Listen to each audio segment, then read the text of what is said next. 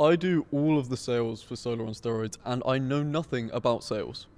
I don't actually need to sell. Firstly, our results sell themselves, so I'm very thankful to Joe and the team for that and the results that we actually are able to achieve, which is often why people come to us in the first place. But secondly, I think that there's so many people that are selling so aggressively that actually you can sell better than them by just not selling at all. So I just literally come on the call, I ask them some questions, actually get to the point where I understand their business to the degree that I know whether I can help them or not, or the business can help them or not. And then I just show them what we do, kind of 3 very simple points, the main building blocks, so to speak. It's not going into the detail, it's not the fine print, it's certainly not some of the more complex stuff that Joe and the team do in the background, such as our attribution and reporting setup. The simple 1, 2, 3, and the kind of results that someone could expect. I actually focus more on the average result that our clients receive and the conservative estimate than I would focus on the hero case studies. Of course I do mention them, but I don't make that the central point of our discussions. And a lot of people get to the end of the call and they're kind of expecting me to go, come on, like, are you in? Are you in? Like, let's go. And then wait for their objection and then start to handle it and start to go back and forth, and all of a sudden your 30-minute sales call has turned into a 45-minute call where the prospect is just trying to get off the phone. And I like to take the complete opposite approach. I will ask them if they're ready to go forward. Many of our clients have gone forward on that first call. Lewis from Let Electrical, Fraser from Current Renewables, Jesse from All Solar Works. At the point where I said, so do you think this is a good fit for you?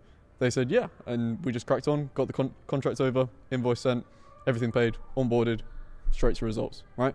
But most people, that's not the right approach, especially if there's other people within the business that need to be brought in, because I don't want to sell a marketing director and then for the sales director to just see us onboarding them and go, Facebook again, Facebook ads again, these bloody price sensitive bargain hunters, can't get a hold of any of them because they haven't seen why our approach is different to what they might have tried previously. So you need buy-in from all of the different stakeholders, and the only way to get that is actually to be a bit patient and not to just try and close the deal at the first most convenient opportunity. So the way our calls typically run is, as I said, discovery, take you through the offer, see if you're a good fit, genuinely see if you're a good fit, because we probably turn down 9 out of 10 people that inquire with us now, simply because we're not 100% confident that they are the type of business we get the fantastic results we get for businesses for. And then we'll just book in a follow-up call for probably like a week later and just talk through any questions that might have arose. At that point, typically there's another decision maker that comes on that second call, and we take them through the offer again in a little bit more of a sped up version so that they are comfortable with what we're offering and think that it is a good fit for the business.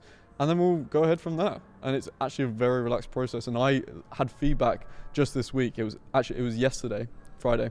And the lady on the phone basically said, look, I'm working with an agency currently and just speaking to you is so refreshing because I genuinely feel like you're actually listening to me rather than just going through a script, throwing your best results at me that I don't even believe are real, and then trying to pressure me to go ahead or even on some sort of like finance arrangement or something like that, right? It's just not how we want to do business, because if you start that way, you start as you mean to go on.